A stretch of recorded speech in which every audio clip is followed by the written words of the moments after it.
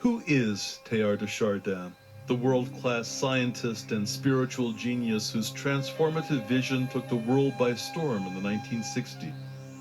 And are his insights still important today? Teilhard de Chardin was born a child of gentry in the late 19th century, shaped by the mountainous terrain of the Auvergne region in France, introduced to religious piety through homeschooling by his mother, and to the collection and labeling of stones, flowers, and fossils by his naturalist father. No wonder he came to adulthood as a Jesuit, a priest, an adventurer, a geologist, and a mystic. In a world awakening to Charles Darwin, Teilhard developed his own version of evolution, seeing the world in a new way. And for him, it changed everything. Drafted into military service in World War I, he served in 67 battles over 4 years as a stretcher bearer with the North African Muslim Brigade. His new ideas were forged in the fiery furnace of the Great War. He was desperate for his church and the world to see what he saw before he might be killed in the fighting. And so he wrote feverishly between battles. What he saw was a new and richer understanding of God, of the human, of the church. Teilhard never set out to be controversial, but he soon learned that he could not get his church to see what he saw with such vivid clarity. A rising star in the scientific establishment of France and a charismatic teacher, he inadvertently became a threat to the status quo in the church. His written response to a theologian who asked how the concept of evolution could be reconciled with the long-held beliefs about Adam and Eve and original sin diverted him onto a new course for the rest of his life. He was forbidden by Jesuit authorities to publish or speak publicly on spiritual matters and was exiled to China, where his fame as a world-class paleontologist grew as part of the team that discovered Peking Man. He never stopped writing about his cosmic vision, but nothing would be published until after his death. He was a man with a zest for life, a faithful priest and Jesuit who nonetheless was unafraid of close relationships with strong women. When expelled from China after World War II, he was once again exiled, this time to New York City, where he died in 1955.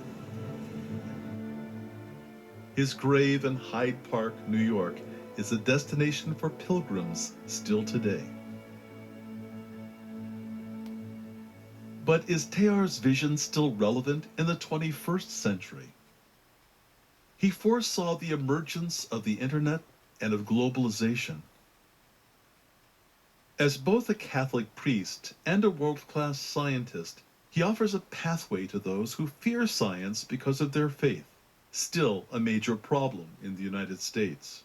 His vision of ongoing evolution and the human role in it provides an important voice in the exponentially rapid development of artificial intelligence, robotics, and the question of what it means to be human.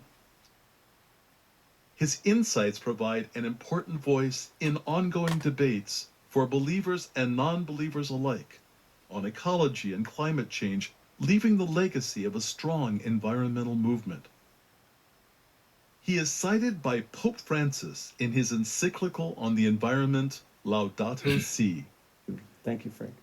In April 2015, Georgetown University hosted a seminar in which top Teilhard scholars examined the continuing relevance of Teilhard de Chardin and even his increased importance in the 21st century.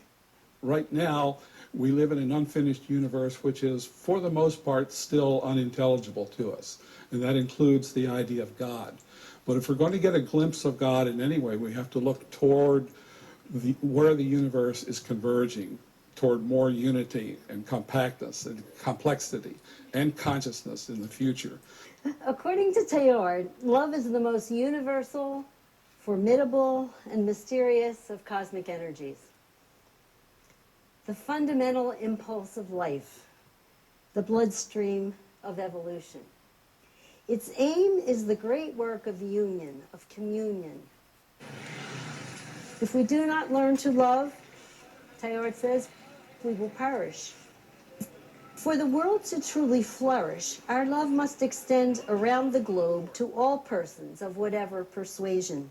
We are totally interrelated, and that this community of life that we depend upon, we now begin to realize we have shut it down extensively.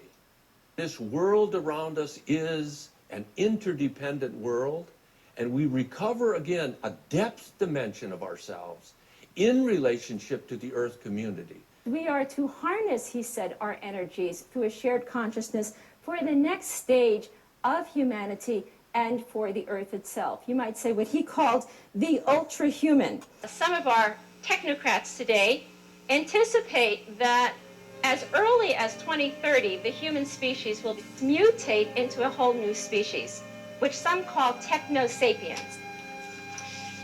Evolution, as Teilhard noted, is really an unfolding of consciousness. It's an unfolding of the physical universe, a 14 billion-year-old universe, but for Teilhard, it's really an unfolding of spirit in matter.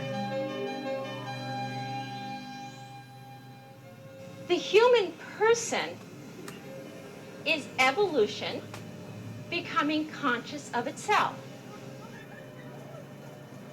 That's Teilhard.